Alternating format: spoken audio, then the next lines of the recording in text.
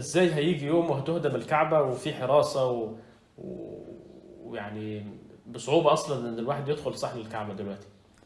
الحمد لله وصلاة وسلاما على رسوله صلى الله عليه وسلم، ثم ما بعد.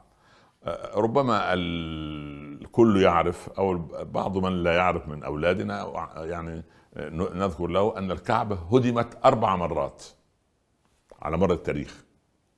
مرة قريش لما اصابها السيل وبدأت تتهدم، يعني انزلوا احجارها واعادوها مرة اخرى على ما كانت على ايام سيدنا ابراهيم، واختلفوا في وضع الحجر الاسود، واحتكموا لاول قادم من باب الحرم، فدخل النبي صلى الله عليه وسلم وكان ابن 25 عاما. قالوا لقد جاءنا الصادق الامين، يقصدون سيدنا محمد صلى الله عليه وسلم قبل الرسالة، فاحتكموا إليه فخلع عباءته ووضعها ووضع الحجر فيها، وانتدبوا من كل قبيلة رجلا ليحوز شرف أن يحمل رداء سيدنا محمد صلى الله عليه وسلم قبل البعثة ويعيد الحجر إلى مكانه.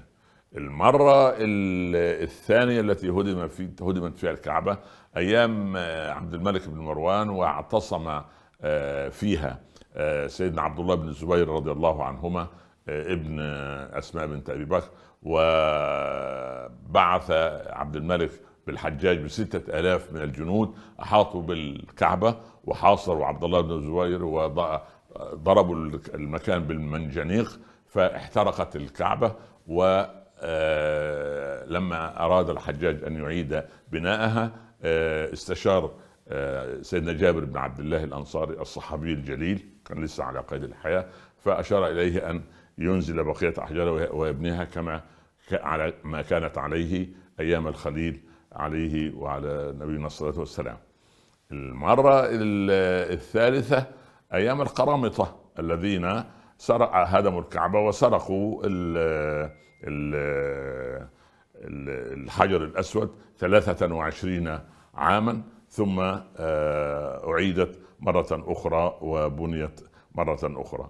والمرة الرابعة كان أيام السيول أيضا أصابتها، وكان في زمن أحد الخلفاء العثمانيين الذي انتدب محمد علي باشا والي مصر في هذا الوقت أن يرسل أمهر المهندسين ليعيدوا الكعبة كما كانت. هذا في الجزء الأول. الجزء الذي تسأل عنه عمار أن ذو السويقتين ده يعني جمع ساق، وهو أفجخ، يعني ساقا فيه انحناء، وهو من الحبشة، والرسول يتكلم أنه سوف يهدم الكعبة حجرا ولا يستطيع أحد أن يقاومه، لأن في هذا الوقت لن يكون على الأرض من يقول الله الله. الدنيا سوف تكون غير ذلك، وهذه ما بين يدي علامات الساعة الكبرى. هل هذا يحدث؟ قد صح عن سيدنا رسول الله صلى الله عليه وسلم هذا القول. وطبعا الكل يفتدي الكعبة بروحه ونفسه وماله وأهله، لكن في هذا الوقت لن يكون هناك موحد يدافع عن الكعبة، ويكون هذا إذان بزوال الدنيا. لكن القضية أن لا نهدم الكعبة في قلوبنا، ولا نهدمها في عدم صلاتنا ونحن نتوجه إليها في كل وقت وحين. وحرمة المؤمن عند الله غالية جدا، توزن بحرمة الكعبة. فإن شاء الله رب العالمين ربنا يميتنا على الإسلام ويحسن خاتمتنا جميعا. دي علامات الساعة الصغرى، دي من آخر علامات الساعة الصغرى. نعم، يعني علامات الساعة الكبرى تبدأ بطلوع الشمس من مغربها ثم الدابة. نعم، بس لسه الموضوع مطول شوية.